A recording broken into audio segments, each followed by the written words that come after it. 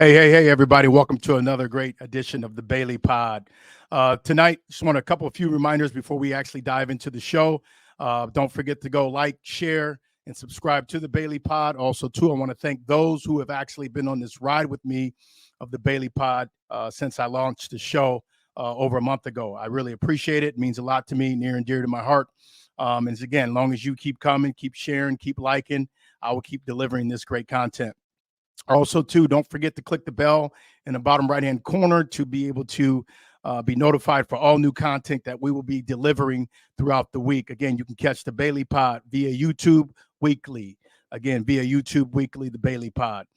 My next guest, before I bring him out, this young man is a one hell of a player, football player here in our area in the Nick 10. And I'm a really lucky guy to really have a guy of his caliber on tonight. He actually played up on the varsity level as a sophomore, lit the actual scene up, made a big splash his sophomore year. He's only a junior. He continues to thrive and have really great progress, in terms of his football skills. Without further ado, I'm going to go ahead and bring on my guest tonight. This man, he sells probably a lot of popcorn, a lot of bottled waters, etc. over there at Harlem High School. You're probably wondering why they're selling so many tickets in the last couple of years because of this gentleman right here, Jahmani Muhammad. How you doing, man? Doing good. How about you? Good, man. Not bad. What's that? What's that I see in the background? Is that Yeah. who's that? Man, that's me. Okay, I need that behind me. Okay, can we work that out? Can we Yes, work sir. something out to work? Okay, I'm gonna hold you to that. Hey, man. Hey, I just want to dive into things. I want to thank you, number one, for being part of the Bailey Pod this evening. Definitely means a lot to have a gentleman of your caliber here on the show, the Bailey Pod, this evening. And we're gonna have some conversation, man. We're gonna talk a little football.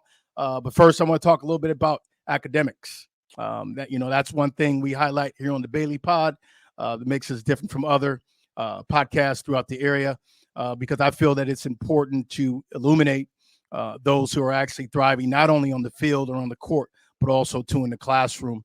You currently right now have a 3.2 GPA. Is that accurate? Yes, sir.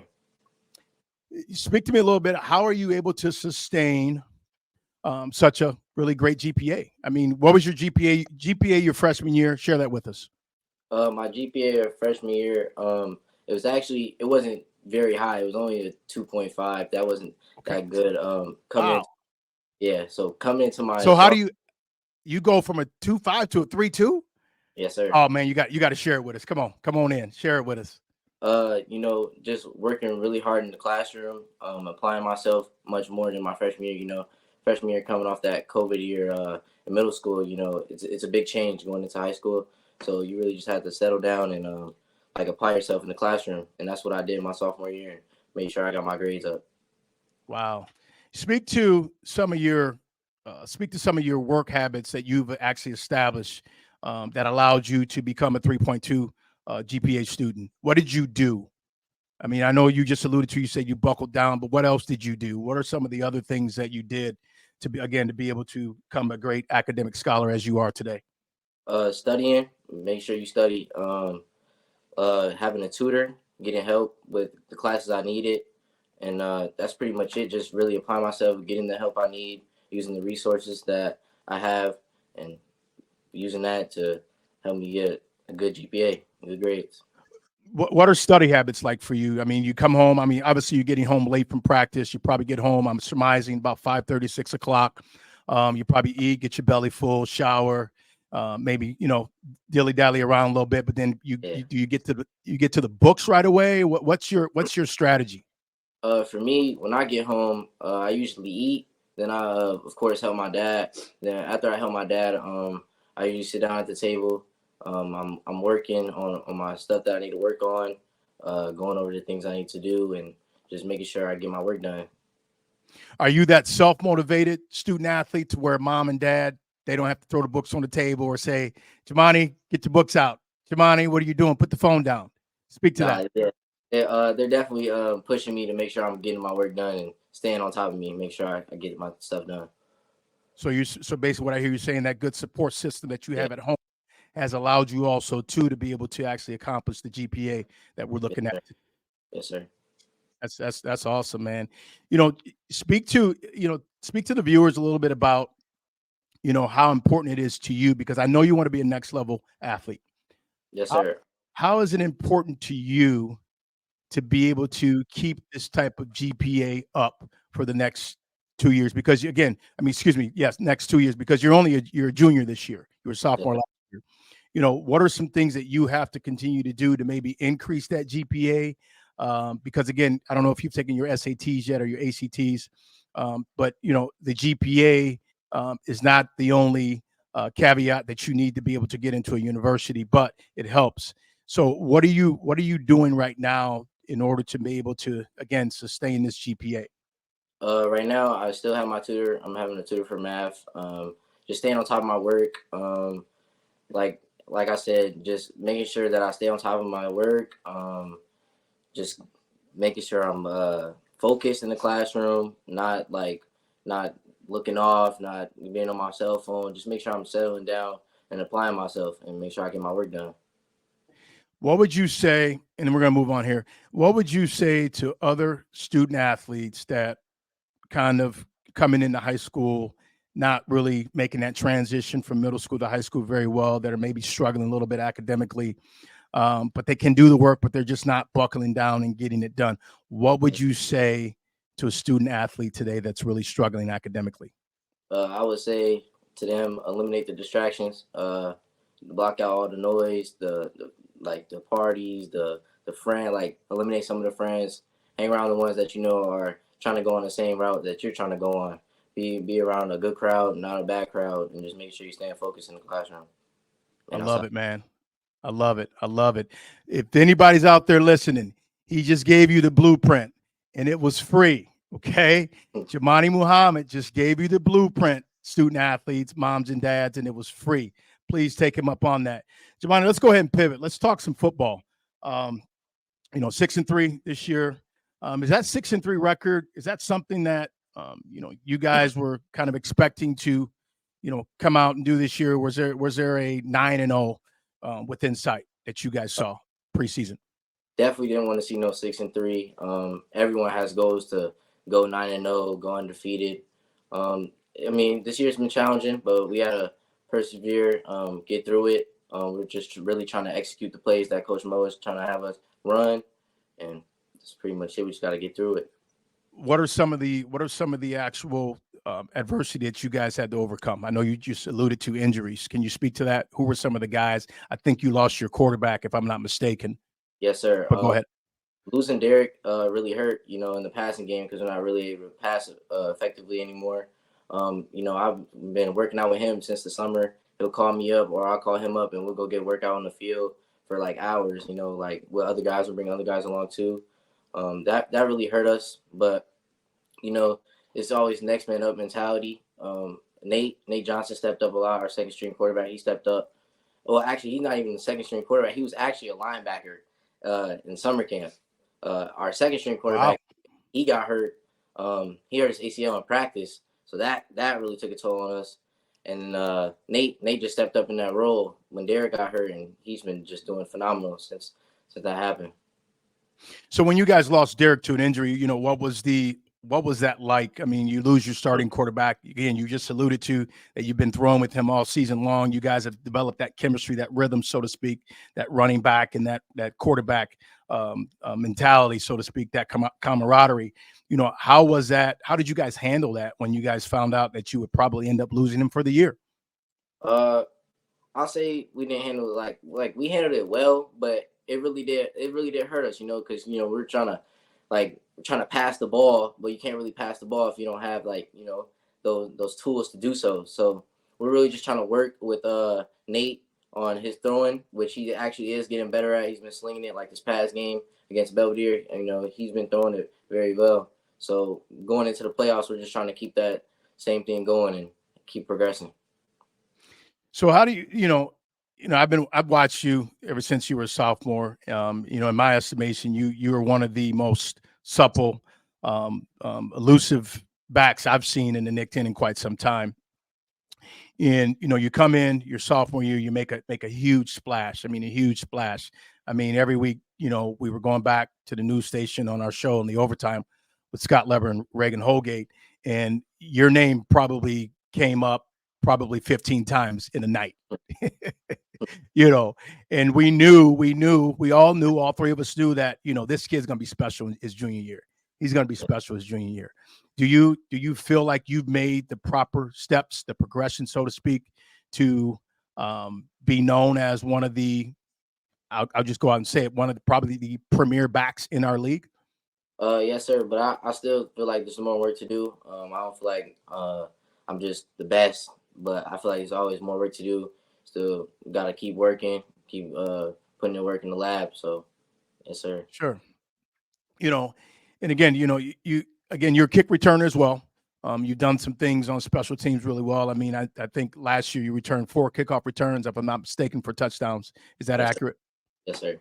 What do you like more of? Do you like running the ball more, or do you like kick returns more? Because kick returns, you probably got a little bit more space to wiggle. Yes, I think you're a big space guy. Meaning, what I mean by that is you're a type of athlete. You get him in space, you can cause havoc on defenses. That's what I mean by that. You're very elusive. You're very sleek runner when you get out there in open field, and it's just a treat. It's been a treat watching you these last 2 years. What's your best? Is it running the ball, or is it kick and return? Man, that's tough right there. You got to give me one. You got to give me one. All right. I'll go with special teams, because special teams, it's just a different feeling. Like that's like the tone setter. Like you return it, like you got the other team shook. Like they're like, oh man, we got to go back down there and score again. Like we got to hit them back and score. So I think I'll go with special teams. Special teams. Okay. Yeah. Well, I would have to agree with you. I mean, you're definitely a weapon to where I think, special team coaches, kickoff coaches, if they're smart, they don't kick to you. Yeah. They don't kick to you. I'm kicking the ball out of bounds. I am not kicking it to Jahmani Muhammad. I'm not going to do that. Speak to a little bit about how you guys have, you've had to overcome some adversity, again, losing your quarterback. In the games that I've seen, there's been, a little lack of, good line play, so to speak, of your offensive line. I'm not here to denigrate anybody this evening, but, I mentioned something on one of our shows last week, and I stated, not verbatim, but paraphrasing, but I think I said something along the lines of, if the actual offensive linemen don't give you the gaps that you need, I mean, you're a quick guy, explosive guy. You just need a slither. And I made the statement that, Harlem could be in trouble if they don't fix that front offensive line. Have you guys made any strides since I made that comment 2 weeks ago? Yes, sir. We've been working in practice. Just trying to work with them, moving laterally, trying to get them just to move and keep their feet moving, not stopping their feet. And yeah, we just been working, just trying to keep the guys like improving, like keep that progressing, and that's yeah. Sure. And, again, you got some young guys up front. Is that correct? Yes, sir. Yep. You got a lot of young guys up front. So a lot of those guys will be back. So, you guys should be, in that front 2, that front 3 next season. But, again, as it relates to this year, I think offensively, you guys have really done some really good things offensively, and as I watch the games over the weeks of you guys out there in the field, I mean, do you feel that, that what you guys are doing on offense complements your style of play? Yeah, I think like they're definitely trying to get me in space, trying to give me the ball in the right position at the right time. It's just we have to execute it. That's pretty much it. We got to execute as a team and listen to what Coach Mo is saying. Like, can't have these little mistakes of not getting the right blocker, missing the wrong guy, and just got it's the little things. Just kind of like just locking in, right? Execution. Yeah. I mean, you just alluded to that. How do you feel? Again, 6-3 record. You lost 3 big games. Now you're actually getting ready to head into the playoffs and really play a really, really solid team in Glenbard North. They're 8-1. You guys are 6-3. I've always said, when it comes to the playoffs, the record that you had during the regular season, it matters, but it's erased for the moment. And Yes, when you sir. go into the playoffs to get to state, you got to win 4 games. That Yeah. 5th game is the state title. How well do you guys have to play this weekend in order to be able to stay in the game, and then maybe hopefully also to come out with a victory this weekend against Glenbard North? Corrections, actually Glenbard East, but Glenbard East, okay. yes, sir. But Website said different. Okay. hey, nah, but we just actually just gotta just go out there, lock in, execute, eliminate all the little mistakes. Just gotta really just go out there, execute, man. You just gotta play football. Can't be too worried about who you're playing or who this guy is. You gotta just play ball at the end of the Sure. day. Right. How has practice been this week? Again, the regular season is behind you. Now you're looking ahead. You head and eyes gaze forward. Now you're looking at the playoffs. You're looking at Glenbard East. Again, they're 9-1. They come from a very well respected conference. And you look back, you look at their record. They played some really solid teams in the Yes, last sir. 9 weeks. But again, are you guys again prepared to actually match up with a team like that?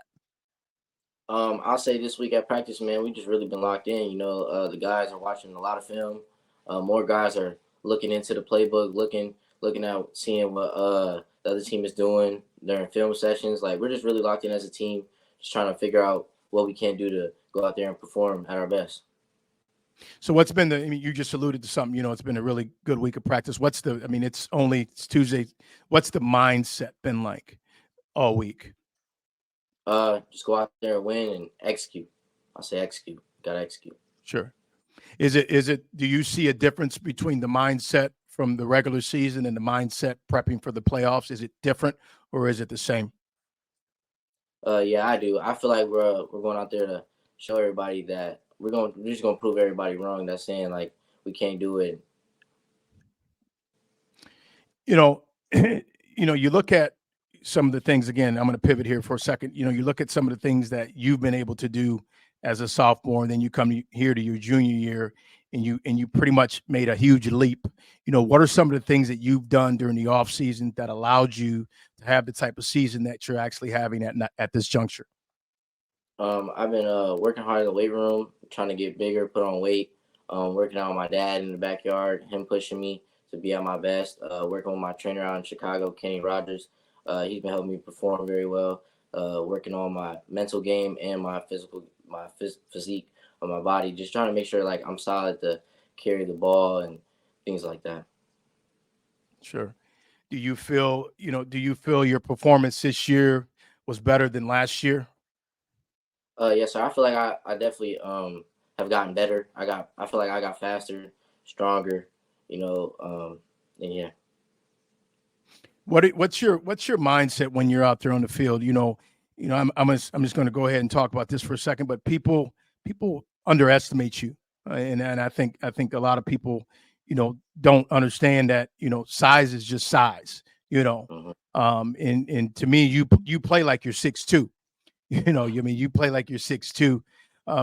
Speak to me a little bit about what do you when on Friday night when you're lined up back there in that backfield. What's your aim every time you touch the ball is to do what? When I'm across you, man, I'm better than you. That's my mindset. I'm better than you. Like I'm gonna beat you. I'm gonna make you work. I'm gonna make you work to tackle me. I'm gonna make you work to stop me, and that's my mindset. Wow. Wow, man, you said it because you do. You do so many great things when you come out of that backfield. I was at the Belvedere North game and you were in that second, third level pretty much almost every time you touch the ball. And I think that's the type of offense that you guys need, to where you're getting to that second, third level. I mean, you're the heart and soul of that offense. Would you agree? I mean, other than your Uh, lineman. I mean, I know you have teammates, but I'm giving you credit. I mean, you are the heart and soul of that offense. You don't have to admit that, but I'm just telling you what I see. You're the heart and soul of the offense. If Jahmani Muhammad's not there, I don't think that offense would be as solid, so to speak, as it has been these last 9 weeks. Again, well, my opinion. I'll But you just got to give say, credit. Got to give credit to your linemen. yep. I'll just say, without my line, man, I couldn't do it, or without my teammates pushing me, or just like saying, "Let's go, Jahmani." You know what I'm saying? Like, with them being around me. Without them, man, I wouldn't be able to do it. Sure. Jahmani, you've had some really great success. I'm just going to highlight some things here. Your sophomore year, first ever sophomore to lead the Nick 10 in rushing with 1586 and 12 TDs. We're in 2023, but speak to that year for me just for a second. Because again, as a sophomore, I'm looking at this immense number, 1586, 12 TDs. I mean, not too many sophomores do this on an annual basis. Speak to this year for me real quick. That year, I was just going out to make a statement to show everybody that I'm here. Jahmani Muhammad is going to show y'all like who I am, and just be that guy. I was just working that whole off season, just trying to get faster. Even trying to put on weight a little bit, even though I wasn't that big last year. But I was really just determined to show everybody who I was, to make a name for myself in the Knicks in the area. Well, I'll tell you one thing. You got my attention. You got my attention. I think you got others' attention too. I mean, I think you kind of put the actual league on notice a little bit. Hey, look, I'm a sophomore, but hey, this is what I bring to the table. This is what I can do, and I think you definitely really showed that, and you're continuing to do that through your junior year. What are some of the plans? I want to pivot here. What are some of the plans? What do you have? What do you want to do after high school? Is your aspirations and dreams to play at the next level? Yes, sir. Okay. What are some of the things that you're doing now that's going to actually open those doors for you? Like in the beginning, getting good grades, maintaining that GPA, even trying to get higher, continuing to work hard in the classroom and on the field, and just being myself, just staying humble, keep working, and that's pretty much it. Just keep working and just maintaining my grades and keep working hard. Sure. And you alluded to something earlier, and again, what you've been able to do academically, man, is nothing short of phenomenal. I commend you for that. Keep working hard in the classroom, because again, that's what's going to open more doors for you. I think scouts are going to see you, irrespective of your size. They're going to be like, okay, we may have a spot for this young man. This young man can play on Saturdays. There's no question about that. Again, where some student athletes fall short is in the classroom.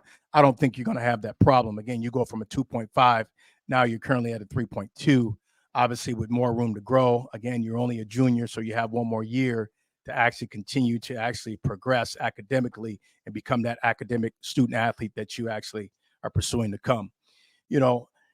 Again, Jahmani, you've definitely been, one of the sensational players to watch, last year and also to this year. What are some of the things that you think that you need to work on possibly going into this offseason? Again, you got playoffs coming up. I'm not discounting playoffs, but I just want to talk a little bit about what are some of the things that you think that you need to work on this offseason to be able to come back your senior year and supersede what you've done sophomore year, and then also to this past season.